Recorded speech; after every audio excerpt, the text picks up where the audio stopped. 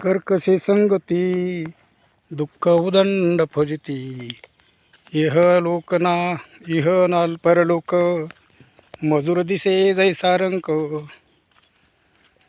वचन सेटावरी त्याचे करोनी धिक्कारी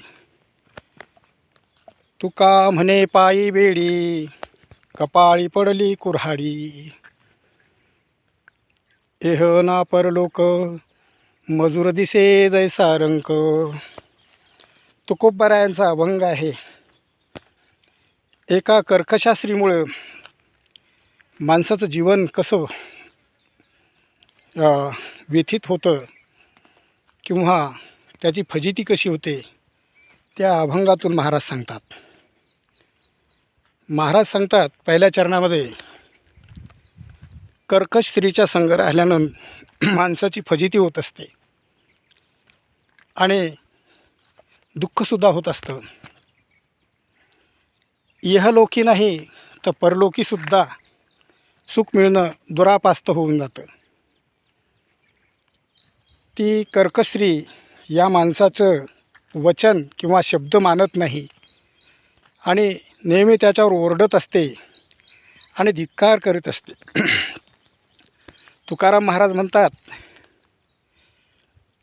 ही अशी स्त्री जर ज्याला मिळाली, त्याच्या पायात बेडीच पडली किंवा कपाळामध्ये कुऱ्हाडी पडली असं समजावं.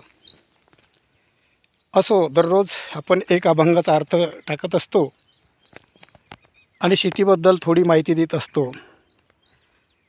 एका शेतकऱ्याने ही ठिबकच्या नळ्या अंथरून बेड तयार करून ठेवले जेणेकरून पाणी एका बाजूला येईल, परंतु शेतातील पाणी अति झाल्यानं ही जमीन अशा पद्धतीनं खरडून गेली.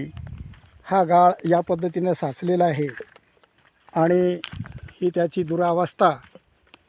हा गाळ तिकडे पराड्यात डोंगर भागात निघून गेलेला आहे. खाली एक तळं आहे, त्या तळामध्ये खूपच गाळ साचलेला आहे. धन्यवाद. जय महाराष्ट्र, जय शिवराय. अशीच शेतकऱ्याची फजिती होत असते. याला कोणी वाली नाही. धन्यवाद. जय महाराष्ट्र, जय शिवराय.